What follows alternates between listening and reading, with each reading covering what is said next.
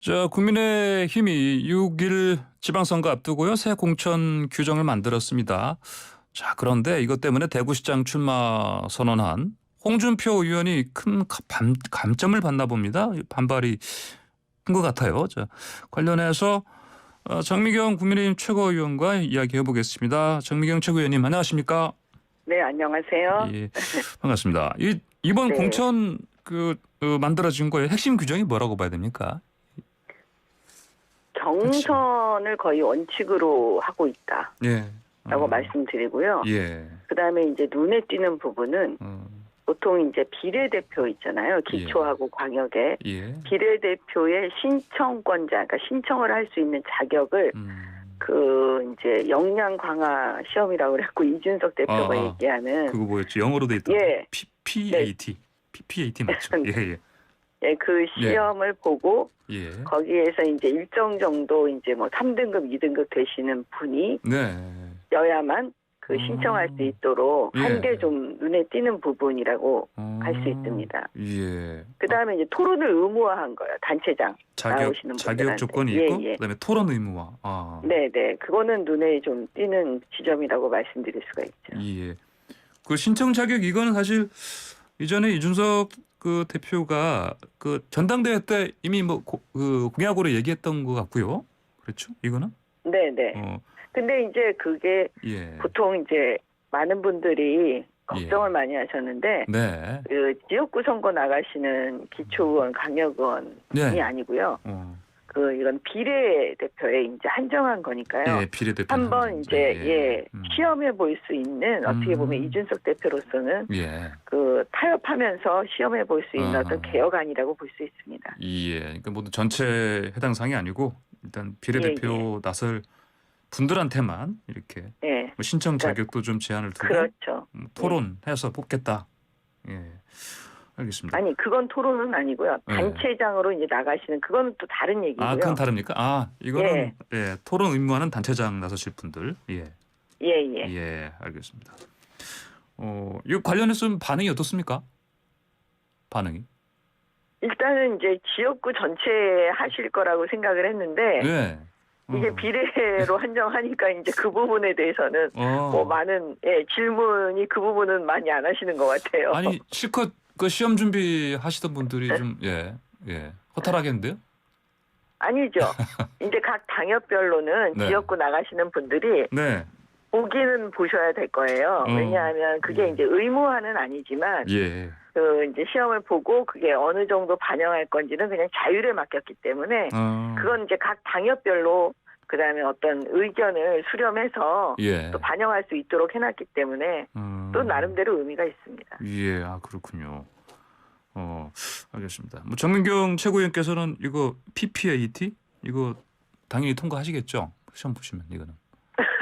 아직 저도 내용이 뭔지 몰라가지고. 그러세요? 네. 예, 알겠습니다.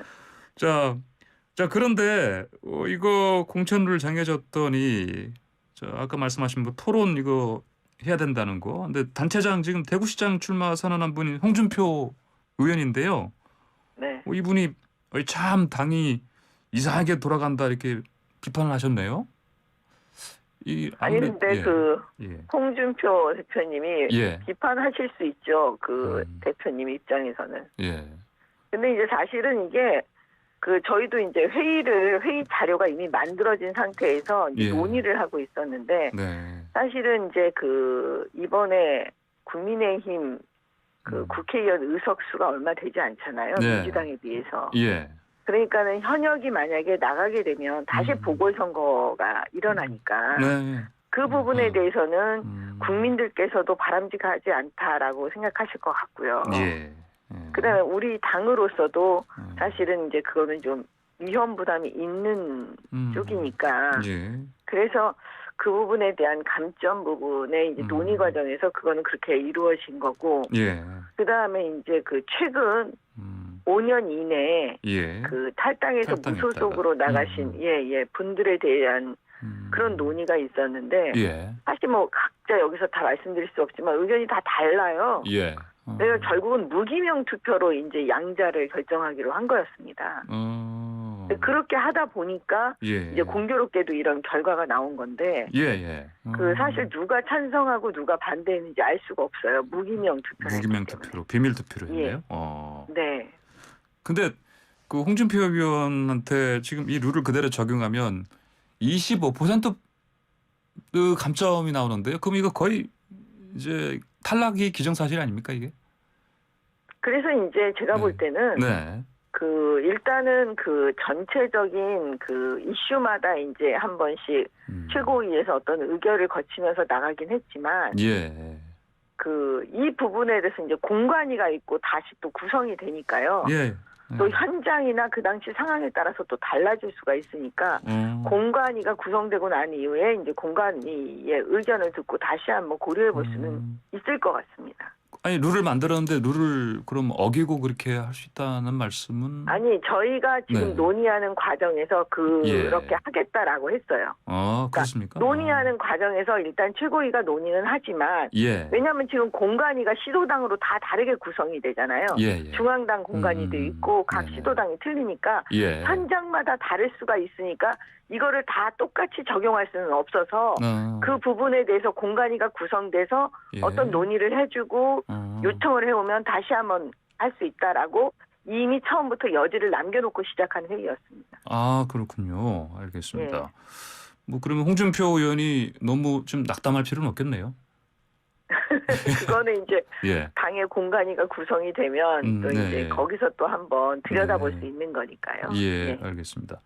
그리고 홍준표 의원이요 이해 당사자라고 꼬집은 분이요 김재원 최고위원이지 않습니까? 네. 예, 김재원 최고위원이 아무래도 이 새로운 경선 룰 관련해서 이분이 사실은 주창하신 것 같처럼 이렇게 얘기하시던데 맞죠? 이거는.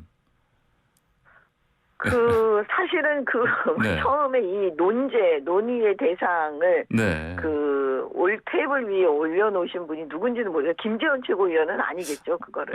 아닐까요? 예. 네, 논의의 시작이 된 게 어떻게 보면 그 논제를 정하는 건데 그 논제를 저희 최고위원들은 그냥 받았고 그걸 만드는 과정에 예. 저희가 한 게 아니니까 사실 누가 만들었는지는 잘 모르겠어요. 아직은 아무튼 예. 하여튼 그걸 시작으로 해서 이제 논의가 된 거니까 예. 김재원 최고위원은 그 논의의 대상에 들어오신 거죠. 그렇군요. 예. 뭐 알겠습니다. 앞으로 뭐 그 개별 또 그 공관위에서 이건 다시 그 실제 적용할 때는 달라질 수 있는 여지를 남겨놨다. 예, 알겠습니다. 자 그리고요 이제 지방선거 다가오는데 지금 관심이 집중되는 곳이 아무래도 그 주로 광역 단체장 쪽이요. 뭐 서울시장도 있지만 또 경기도 같은 경우요. 네. 어떻습니까? 그 유승민 전 의원 설이 자꾸 나오는데 이건 거의 그 유승민 의원이 지금 고심하고 있다는 저도 뭐 보도는 봤고요. 어떤 상황입니까? 그 유승민 대표가 예, 그 예. 나오시겠다고 하기 전까지는 다 고민하고 네. 있다라고밖에 생각할 네. 수가 없는 상황이고요. 예. 뭐 조만간 어차피 시간이 얼마 없으니까 조만간 본인의 입장을 밝힐 거라고 저는 보고요. 예. 그다음에 이제 김영환 전 의원, 예. 그다음에 심재철 전 대표, 뭐 정병국 의원, 또 우리 함진규 예. 전 의원님 뭐 많으시기 때문에요. 네. 나름대로 이제 거기서 경선의 룰을 잘 만들어서 또 경선 과정을 거쳐야 되지 않을까. 예. 아직 공관위가 구성은 안 됐지만 예, 그렇게 지금 보고 있습니다. 뭐 개인적으로는 유승민 전 의원이 후보로 나서는 게 좋다고 보십니까? 저는 모든 분들이 다 나서시는 걸 좋다고 생각을 해요. 아 그러세요? 예, 이게 많으면 많을수록 더 좋다고 생각하고 예. 경기도는 사실 굉장히 우리한테는 어려운 지금 선거 지역이기 때문에요. 그러겠죠, 예. 경기도 예. 전체가 그렇습니다. 네. 2018년 그 지방선거에서 네. 그 살아남은 사람이 거의 없기 때문에 굉장히 어려운데 그 약간 중도 성향을 가지신 분들이 나오시면 예. 더 국민의힘에는 유리하지 않을까 하고 저희가 이제 지금 보고 있으니까요. 예. 그 유승민 전 의원이 나오시면 좋고 또 김영환 전 의원 나오셔가지고 예. 또 우리의 그 심재철, 정병국, 함진규 또 나오시는 많은 분들 네네. 하여튼 많이 나와서 네. 막 경선을 좀 격렬하게 했으면 좋겠습니다. 그렇군요. 네. 그 모든 분들이 나오면 좋겠다 말씀하셨는데 그 모든 분들의 우리 정미경 최고위원도 좀 포함시키시면 어떻겠습니까? 예. 저는 사실은 예. 이제 이번 지방선거는 네. 나가지 않을 거고요. 안 나가실 거예요? 지도부로서 네. 이번 지방선거 꼭 이기고 싶어서 여러 가지 이제 작업들을 하는 사람으로 해야죠. 그러세요. 그럼 네. 수원시장도 안 하시려고요? 예. 그래요? 예. 이 생각을 언제 이렇게 정리하신 겁니까? 저는 몇 개월 전부터 다 정리했습니다. 그러세요? 예. 예. 알겠습니다. 뭐 특별한 이유가 있으신지요? 예.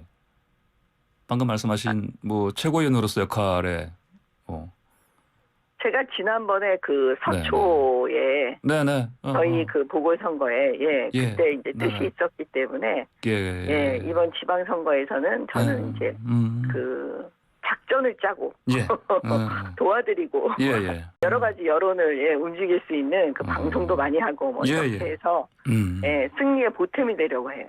알겠습니다. 예. 자, 그리고 정진석 국회 부의장이 이제 공천관리위원장으로 임명이 됐는데 적임자라 보십니까? 네, 사실 이번에 이제 공관위원장은 현역 중에서 현역 중진 의원님 5의원 중에서 좀 하시면 좋겠다, 안정감 있게 그런 이제 말씀들을 많이 하셨거든요. 그래서 이제 또 정진석 우리 부의장께서 보통은 이제 바쁘시니까 그리고 이제 그거 나는 못해 이렇게 보통은 하시고 다 이제 이렇게 사양하시거든요. 근데 이렇게 그래도 맡아주셔가지고 되게 고마운 거죠, 우리로서는. 지도부로서는 되게 감사하다는 생각이 들어요. 예. 안 하신다는데 자꾸 고사하시는데 여러 번 삼고 초려한 겁니까? 어떻게 된 겁니까? 아마 마음속으로는 별로 막 하시고 싶지 않을 수도 있잖아요. 부의장인데 이러면서. 그러니까요. 사실 그럴 수 있잖아요. 여러 가지. 근데 그래도 당이 지금 어려울 때 이 지방선거는 저희한테는 굉장히 어떻게 보면 꼭 이겨야 되는 또 선거이기 때문에 그거를 아마 생각하시고 승낙을 하신 게 아닌가 저는 그렇게 보고 있습니다. 예, 알겠습니다. 그럼 혹시 정진석 국회 부의장이 또 이른바 친윤계로 이렇게 분류되기도 하지 않습니까? 그런 점에서 우려하는 시각은 없습니까? 당내에서? 사실 이제 공관위를 구성해서 이제 하다 보면은요. 공관위원장 또 혼자서 막 뭘 결정하고 할 수가 없기 때문에 그리고 이번에 공관위는 국민의당하고도 이제 합당을 생각해가지고 그분들도 그 안에 또 들어가세요. 그렇기 때문에 공관위원장은 어떻게 보면 정리해 주시는 분이지 본인의 생각을 가지고 막 결정하고 아마 그러시지 않을 거라고 저는 보기 때문에 크게 영향이 없어 보입니다. 그렇군요. 예, 알겠습니다. 자, 좀 윤석열 당선인 얘기 좀 하겠습니다. 윤 당선인의 공약 중에 하나가 법무부 장관의 수사지휘권 폐지하는 건데 김호수 검찰총장이 이거 동의한 것 같아 보이죠? 네. 예. 이건 언론에서는 갑자기 또 김 총장이 윤 당선인의 코드에 맞추는 식으로 좀 태도를 바꿨다 이렇게 해석하기도 하는데 어떻게 보십니까? 저는 코드에 맞췄다기보다는요. 김호수 검찰총장은 지금 사실은 본인이 임기를 다 하겠다. 그러니까 스스로 사퇴하지 않겠다는 입장이잖아요. 그러면 이제 본인한테 유리한 걸 얘기하고 있는 거예요. 계속 하고 싶으신 것 같아요. 그러면 국민들이 볼 때는 김호수 검찰총장은 이미 법과 원칙을 어긴 사람으로 생각을 하고 있는데 김호수 총장 자신은 법과 원칙을 어긴 적이 없다고 생각하시는 것 같아서 나는 법과 원칙에 따라 임기제를 나는 지키겠다 이렇게 말씀하시는 분이시잖아요. 저희가 볼 때는 우리 국민의힘 입장에서는 그렇게 보시겠죠. 그런데 이분이 자기한테 그러면 유리하게 지금 생각하시는 분이니까 바로 이 지점도 보통 검찰총장은 법무부 장관이 정치인인데 정치인이 수사지휘권을 가지고 제안하고 이러는 거 예. 좋아하시지 않으니까 본인한테 유리한 거 그냥 얘기한 것 같아요. 그래요? 근데 네. 우리 정미경 최고위원께서 검사 출신인데요. 네. 그럼 또 이 검사들만의 그 특유의 또 그 정서, 공감대가 있지 않습니까? 뭐 그런 면도 있지 않나요? 혹시 검사 이 수사지휘권 폐지에 대해서는 기본적으로 사실 그 네. 법무부 장관의 수사지휘권이라는 거는요. 예. 거의 그거는 그 어떻게 보면 상징적인 거지 수사지휘권을 보통 하지를 않습니다. 예. 아니 수사지휘권을 대놓고 할 정도면 그 법무부 장관하고 그 검찰총장은 예. 이미 그 화합이 안 되는 사람들인 거거든요. 예. 보통의 경우에는 사실은 그 보이지 않는 곳에서 예. 자기의 의견을 제시할 수는 있어요. 그리고 그거를 검찰총장이 그냥 듣고 서로 생각해 뭐 상식적으로 판단할 수 있는 건데 예. 그런 부분이 전혀 안 되는 상태에서 수사지휘권을 한다는 건 싸우자는 얘기니까 지난번에 추미애 전 장관이 완전히 국민들한테 다 보여줬잖아요. 예. 수사지휘권이 얼마나 황당하게 지금 쓰여진다는 걸. 그렇기 때문에 제가 볼 때는 이제는 국민들이 아시면은요. 예. 검사들도 뭘 어떻게 못하는 것 같고요. 대통령도 어떻게 못하시는 거잖아요. 예. 알겠습니다. 그러면 정미경 최고위원께서도 어쨌든 이 수사지휘권 폐지하는 게 맞다. 예. 이런 생각이시죠? 개인적으로. 수사지휘권을 폐지하든 폐지하지 않든 사실은 그 전에는 별로 그런 게 의미가 없었는데 예. 추미애 전 장관 때문에 이제 수사지휘권을 폐지해야 되겠구나라고 생각하게 된 거죠. 예. 알겠습니다. 그리고 저 공수처 있잖아요. 공수처장도 김무수 검찰총장처럼 임기 끝까지 마치겠다 이런 의지를 표명하지 않았습니까? 이건 또 어떻게 보세요? 네. 그러니까 김호수 총장이나 예. 지금 그 이 공수처장 이 두 분은요. 예. 국민의 뜻과는 반대로 가시는 분들이죠. 이 공수처장에 대해서는 이미 다 또 국민들이 알고 계십니다. 옛날에 그 친여 성향을 가지고 있는 이성윤 전 고검장에 대해서 예. 황제 조사하잖아요. 자기 관용차로 데려오고 몰래 그것도. 예. 네? 예. 조사해도 기록에 남기지도 않고. 그다음에 뭐 완전히 무슨 수사도 너무나 이상하게 하면서 우린 아마추어니까 예. 그렇다는 식으로 얘기를 하고 이분이 그러니까 가장 중요한 이 수사의 생명이 중립성이고 공정해야 되는데 예. 그걸 다 깬 분들이에요. 그러면 사실은 스스로 알아서 부끄러움을 알고 그만두는 게 맞는 거거든요. 이번 선거 결과를 보고. 예. 근데 그거를 계속 하겠다. 우리는 뭐 법에 의해서 임기제가 있으니까 계속 하겠다 이러면 예. 아직도 부끄러움이 뭔지 모르시는 분들이다. 저희는 그렇게 보고 있습니다. 예. 알겠습니다. 오늘 말씀 여기까지 듣겠습니다. 잘 들었습니다. 감사합니다. 네, 고맙습니다. 네, 지금까지 정미경 국민의힘 최고위원과 인터뷰였습니다.